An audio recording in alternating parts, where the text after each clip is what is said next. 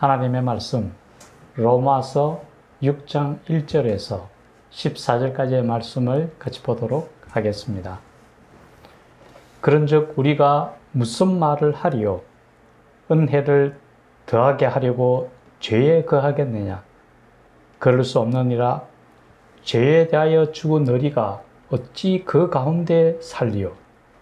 무릇 그리스도 예수와 합하여 세례를 받은 후 우리는 그의 죽으심과 합하여 세례를 받은 줄로 알지 못하느냐? 그러므로 우리가 그의 죽으심과 합하여 세례를 받음으로 그와 함께 장사되었나니 이는 아버지의 영광으로 말미암아 그리스도를 죽은 자 가운데서 살리심과 같이 우리로 또한 새 생명 가운데서 행하게 하려 함이라. 만일 우리가 그의 죽으심과 같은 모양으로 연합한 자가 되었으면 또한 그의 부활과 같은 모양으로 연합한 자도 되리라. 우리가 알거니와 우리의 옛 사람이 예수와 함께 십자가에 못 박힌 것은 죄의 몸이 죽어 다시는 우리가 죄에게 종노릇하지 아니하려 함이니 이는 죽은 자가 죄에서 벗어나 의롭다 하심을 얻었음이라. 만일 우리가 그리스도와 함께 죽었으면 또한 그와 함께 살 줄을 믿노니 이는 그리스도께서 죽은 자 가운데서 살아나셨음에 다시 죽지 아니하시고 사망이 다시 그를 주장하지 못할 줄을 알미로라. 그가 죽으심은 죄에 대하여 단번에 죽으심이요 그가 살아계심은 하나님께 대하여 살아계심이니 이와 같이 너희도 너희 자신을 죄에 대하여는 죽은 자요 그리스도 예수 안에서 하나님께 대하여는 살아있는 자로 여길지어다.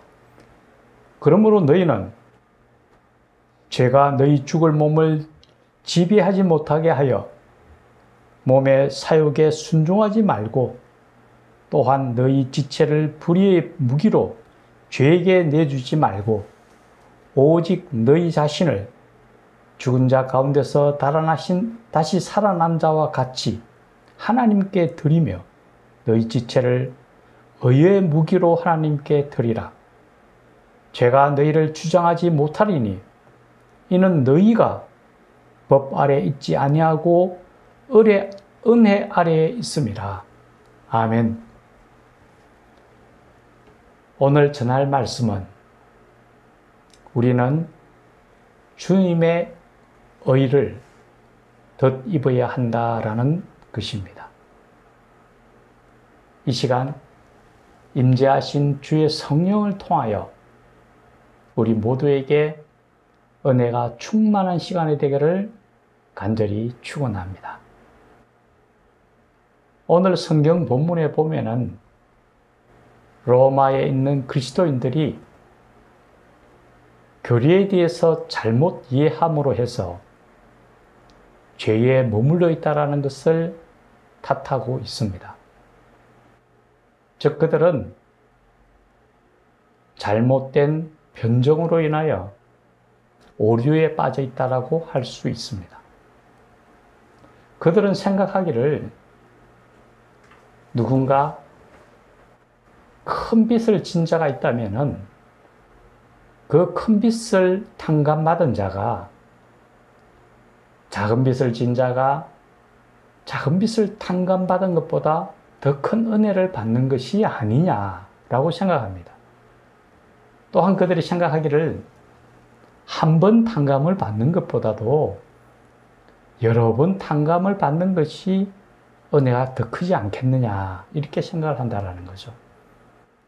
그러면서 그들은 생각하기를 내가 더 큰 죄를 짓고 또 여러 번 죄를 지은 후에 예수님 앞에 나와 회개하고 죄사함을 받는다면은 오히려 그런 은혜가 더 크지 않느냐라고 반문을 합니다.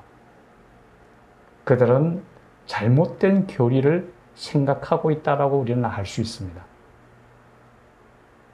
오늘 우리 본문에서는 의로움에 대해서, 즉 칭의에 대해서 말씀하고 있고 또한 성화에 대해서 우리가 바로 깨달아 알아야만 할 것입니다. 먼저 우리가 의로움에 대해서 생각해 볼 필요가 있습니다.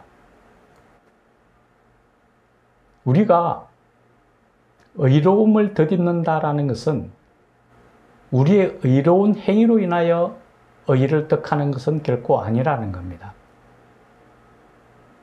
율법 안에 있는 우리 모두는 그 율법에 기록된 모든 것을 다 행해야만 의로움을 덧입을 수 있습니다. 그런데 어느 누구도 그 모든 율법을 다 지켜 행할 수 없다라는 거죠. 그래서 성경에 보면은 의인은 없나니 하나도 없다라고 분명하게 얘기하고 있습니다. 우리는 의로운 행위를 통해서는 결코 의로움을 덧입을 수 없다라는 것을 말하고 있다라는 거죠. 그러면 우리 스스로가 의를 득할 수 없다면 어떻게 해야 됩니까? 그것은 예수님의 의를 덧입어야 한다라는 거죠.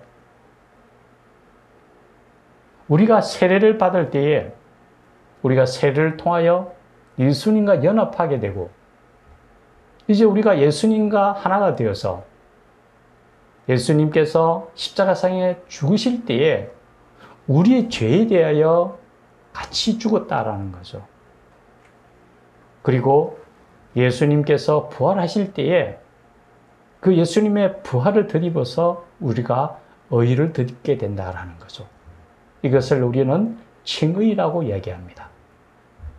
칭의라는 것은 우리 스스로 의로움을 뜻하는 게 아니라 예수님의 죽으심과 부활을 통하여 예수님의 의를 우리가 덧입게 되었다는 것을 말하고 있죠. 루트를 비롯한 종교개혁자들은 부르짖기를 의인은 믿음으로 말미암아 살리라라고 얘기를 했습니다. 그것은 바로 우리가 예수님을 믿음을 통하여 예수님의 의를 덧입게 된다라는 사실을 말하고 있는 거죠. 우리의 행위가 아니라 예수님을 통하여 의로운 의의 세마포를 입게 된다는 거죠. 우리가 예수님을 믿을 때에 우리가 예수님부터 칭의를 받을 때에 이제는 우리가 죄의 종이 아니라 의의 자녀로서 신분이 변화가 됩니다.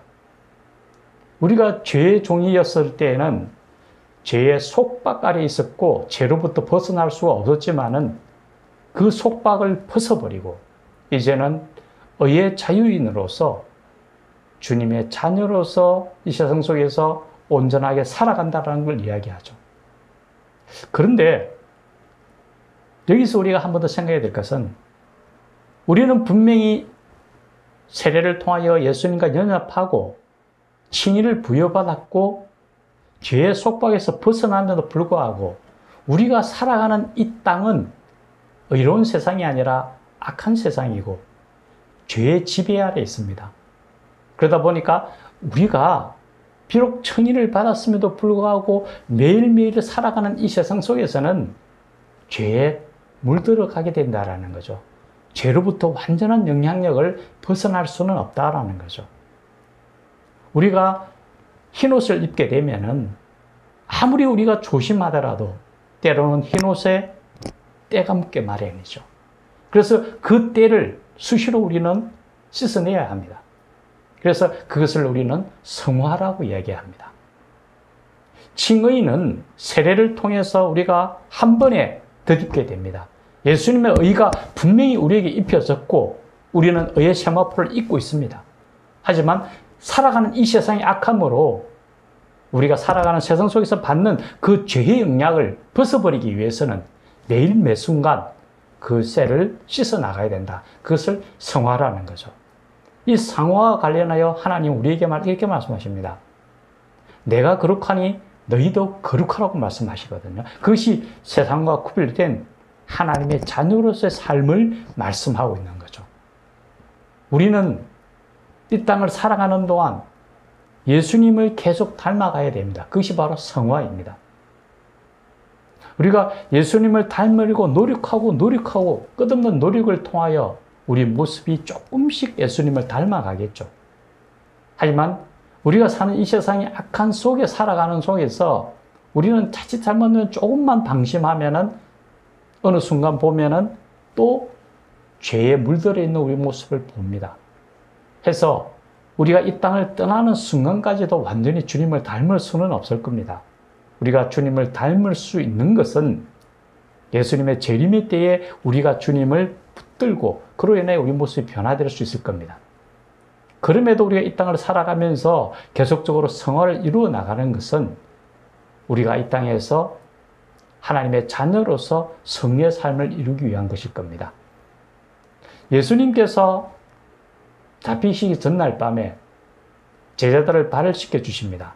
한 사람 한 사람 제자들을 발을 씻기고 베드로의 발을 씻으려고 할 때에 베드로가 주님께 주님 제 발을 도저히 씻을 수가 없습니다. 본인이 생각하기에 스승된 예수님께서 자기 발을 씻는 것을 굉장히 어려워했습니다.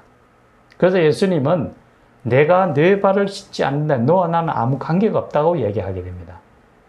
그러자 베드로는 그럼 주님 발뿐만 아니라 제 온몸을 씻어 주십시오라고 얘기합니다. 그러자 예수님 말씀하시기를 한 번 목욕한 자는 발만 씻어도 되느니라라고 말씀하셨습니다. 예수님이 하신 말씀이 바로 그렇습니다. 우리는 분명히 예수님의 어려움을 덧입었기 때문에 새로 다시금 칭의를 받을 필요는 없습니다. 하지만 묻은 때를 계속 벗겨내고 씻어내야 됩니다. 그것이 바로 우리가 매일 회개하고 하나님 앞에 나오는 이유입니다. 우리는 비록 칭의를 받은 하나님의 자녀이지만은 매일매 순간 죄와 떨어져 살 수 없고 때로는 죄로 인하여 우리가 물들 수도 있지만은 그럼에도 매일매 순간 주님 앞에 회개하고 주님을 붙들 때에 우리는 더욱더 성화되어지고 예수님의 모습을 닮아간다라는 거죠.